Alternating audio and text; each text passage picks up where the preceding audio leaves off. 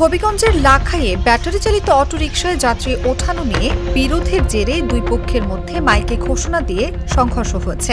প্রায় 2 ঘণ্টাব্যাপী সংঘর্ষে উভয় পক্ষের অন্তত 30 জন আহত হয়েছেন। মঙ্গলবার দুপুরে উপজেলার সিংহ গ্রামের মাইঝাটি ও দাইরল গ্রামবাসীর মধ্যে এই সংঘর্ষ হয়।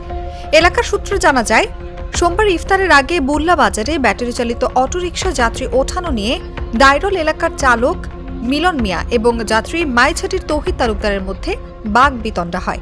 এ সময় তাদের মধ্যে হাতাহাতির ঘটনাও ঘটে। এ খবর পেয়ে বাজারে থাকা উভয় পক্ষের লোকজন সংঘর্ষে জড়িয়ে পড়লে কমপক্ষে 10 জন আহত হন। এই ঘটনার জের ধরে মঙ্গলবার উভয় পক্ষের লোকজন মসজিদের মাইকে ঘোষণা দিয়ে দেশীয় অস্ত্রশস্ত্র নিয়ে সংঘর্ষে জড়ায়। এ ঘটনায় আহতদের উপজেলা স্বাস্থ্য কমপ্লেক্স ও আধুনিক সদর হাসপাতালে চিকিৎসা দেওয়া হচ্ছে।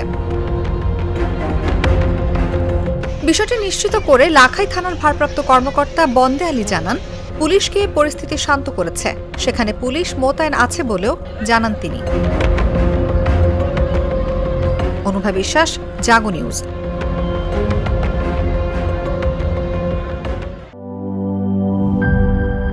Cheer up!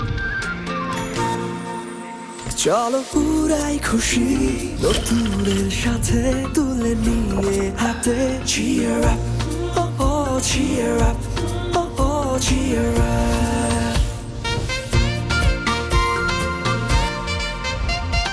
চুমুকে চুমুকে enjoy the life. চলো পুরাই খুশি তুলে নিয়ে হাতে Cheer up, oh oh cheer up, oh oh cheer up, oh oh cheer up. চিল হবে রিফ্রেশিং মুডে। চিয়ার আপ, চলো উড়াই খুশি।